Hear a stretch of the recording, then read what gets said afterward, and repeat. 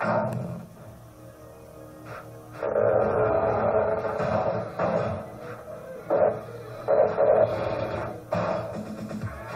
you're getting pumped for basketball, getting pumped for cross-training, getting pumped for the mainnet, get the full effect of all the new Reebok pumps at Foot Locker. Hello and welcome to your daily crypto news.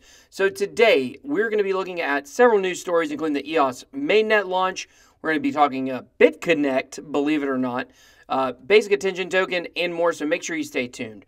So before we go any further, make sure that you smash the like button for us and become a subscriber to our channel so you can enter our contest. I'll have the details behind me. So now let's go over to CoinMarketCap. The market cap is actually up. It's $334 billion. Bitcoin dominance is at 38%, so it has continued to fall just slightly, but every little bit makes a difference, and the market cap has been rising, so all of that is good news. Pretty much all green today on the markets. IOTA is down a little bit, but let's look at the biggest losers of the day. Biggest losers of the day, Centrality, Wakey Chain has been on quite a dip. Cortex, IOTA, Skycoin, Elastos, and Nulls. Everything else is up, of course, other than Tether that we don't count. Now let's go to the biggest winners of the day. So the biggest winner of the day is EOS. Now, a lot of people think that this pump isn't necessarily a natural pump.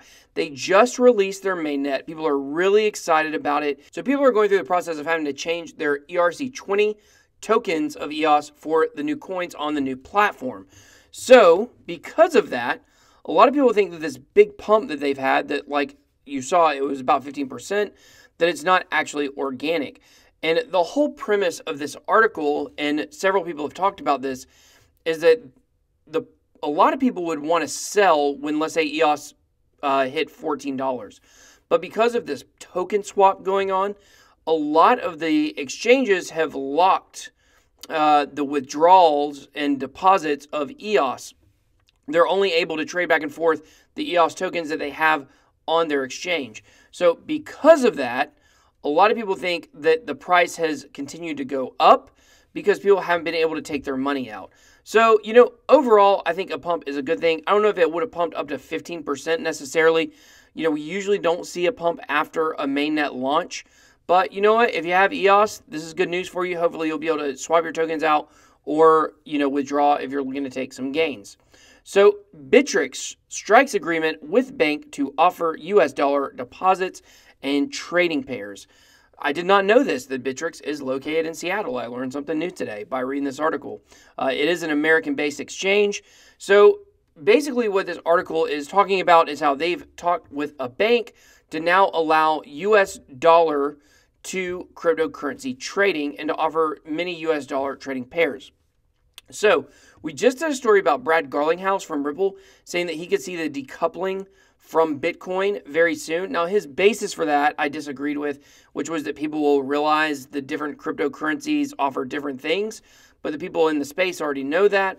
But this article suggests that Bittrex may actually be the first step to decoupling from Bitcoin, because one of the main reasons that the market lives and dies with Bitcoin is because when you exchange, you don't have US dollar exchange trading pairs, so you're always trading it back to Bitcoin. So because of that, it's like people are either in Bitcoin, they're waiting to exchange their Bitcoin for something else, or they're waiting to sell something else to exchange back for Bitcoin. So if we have more trading pairs with US dollars, then maybe we will see the price of Bitcoin separate from the price of all other cryptocurrencies. So could be pretty exciting if you're into altcoins like I am, and that's what we talk a lot about on the channel. So found this article on Medium about decentralized crypto exchanges, and I just want to take the opportunity to explain to you the difference between a decentralized exchange and a centralized exchange. So Binance is a centralized exchange. They do say that in the future they will add a decentralized exchange aspect to it. But what a centralized exchange is it means that you do not have access to your private key. Basically, that exchange, if they want to just close your account, they could, and your crypto would be gone forever because you don't have the private key to each individual wallet for each individual cryptocurrency on an exchange such as Binance. However, with a decentralized exchange, you're able to exchange your coins or tokens directly from your wallet to an exchange, and a person would be on the other end buying your sell orders. And you would have your own private key to your wallet, of course. So a decentralized exchange offers a lot more protection. We're going to be seeing these come up even more. Coinbase actually recently bought Bittrex, which a lot of people think means that ZRX is going on Coinbase, because Bittrex was a decentralized exchange that was ran with the 0x protocol, which is a protocol that allows for easy exchange from between different tokens without having to go through a centralized exchange. So we're going to see these popping up more and more. DEX is a word you need to add to your crypto vocabulary, because, like I said, the future is DEX. The future is not Bitconnect. So I stumbled across this, and I thought that surely it was a joke, that Bitconnect is an ICO. And then I came across this on ICOholder.com, and it talks about Bitconnect. So please someone correct me if this is a joke, because to me this seems like this is actually happening. That people are trying to resurrect the idea of Bitconnect, but instead of it being a Ponzi scheme, to actually be based on arbitrage trading. A lot of people say if you could have gotten your money out at the height of Bitconnect, you would have made a ton of money. But of course, if you held it a little bit too long, we all saw it was a giant scam.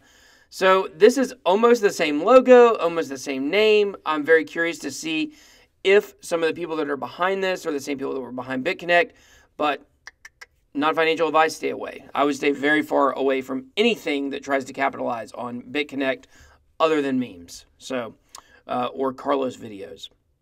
So found this on Blockmanity. 1 out of 3 wealthy people want to invest in crypto. Basically, there was a survey done that said 35% of high net worth individuals are interested in investing in cryptocurrencies. It's funny, I can't remember exactly where I heard it, but there was a story about how NFL players, it's really big in NFL locker rooms. Of course, they're all pretty much wealthy, making several $100,000s a year at the bare minimum. So many of them, of course, making, several million a year. And I thought that was interesting. I heard that back then, that, they're wealthy. So they're wanting to get involved in an investment that can make them money down the road when they're suffering from, all the concussions and hits they've taken or not. But I think that this doesn't surprise me at all. I think this just goes to drive home the point that the rich get richer. There's a higher level of interest for wealthy people in cryptocurrency because they see the value of it. Hopefully we'll see middle income people and lower income people also begin to see the value in it. So Vitalik Buterin has came out and said that Ethereum will eventually support millions of transactions per second. That is a big, lofty goal. I don't know what his time frame is for that, but right now, let's just say that would be like playing a $1 lottery ticket and expecting to win $10 million. Like, that's just not the way it works. So right now, with the speed of Ethereum's transactions, it's not even close to that ballpark. Some estimates have it as low as 10 to 20 transactions per second, and he's now saying that it'll be millions. Now, that does speak to the long-term vision of Ethereum, I believe, and where he wants to take it. I believe he's got a great mind, so I don't think he would say this if he didn't really believe it, but we're a long ways off from that right now. So it'll be very interesting to see the rate of transactions increase. And, if you think that 10 to 20 number is too low, then let me know. That's a number I recently read. But, of course, I don't have, 10 different documents backing it up. So if you guys know what the transactions per second is, drop in the comments below. But it's not a million. So I know it's very far from that. The Enjin wallet has released their Infinity update. We talked about this a couple weeks ago. They were getting ready to launch this update. They gave their community basically the list of what was going to be included in it. And the long and the short of it is this Infinity update is going to make the wallet much faster and much more secure. So this is a good news if you're involved in this project or you've invested in it. I think that having this new update will secure some of the holes that were in the wallet and the wallet's makeup. So like I said, I think this is good news for Enjin. So I read this article, how BAT could start an even bigger cryptocurrency bull run. We've talked about this a lot, how much I love Basic Attention Token and what they're doing. I don't necessarily agree with the premise of this article.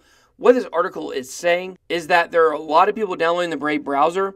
And once people download the Brave browser who aren't in cryptocurrency and they start realizing the way they can exchange the basic attention tokens through the Brave browser for content creation or viewing content or tipping people, viewing ads, however you want to see it, that this could bring crypto to the mainstream. Well, I like it. It sounds good. We're not there yet. Most of the people who are downloading the Brave browser right now are people probably already involved in cryptocurrency or know about decentralization. So I think we're still a little ways away. I know there's some bigger YouTubers like Philip DeFranco who have huge accounts that tell their base about Basic Attention Token and Brave browser. They're part of the referral program, as are we. You can download the Brave browser as part of the referral program down in the video information below. Would appreciate if you did that to support the channel. But I think outside of those YouTubers' audience, which even if it's millions of people, it's more people than would know about cryptocurrency, but it's not a huge segment of the population. So now if we want to talk about not the next bull run, but maybe the bull run after this one, or, you know, maybe once people get real excited about cryptocurrency again, that something like the Basic Attention Token could push it a little bit further, maybe I'll listen to that. I think it's a great project. I love it. I just don't, I'm not sure if this is the way a bull run is going to go. So thanks for watching today's video. Talked about a lot of stories today. Hopefully tomorrow morning the markets will be up even more. And who knows, maybe that bull run's around the corner. So thanks for watching. Don't forget to subscribe, smash the like button for us. Until next time, that was your Daily Crypto News.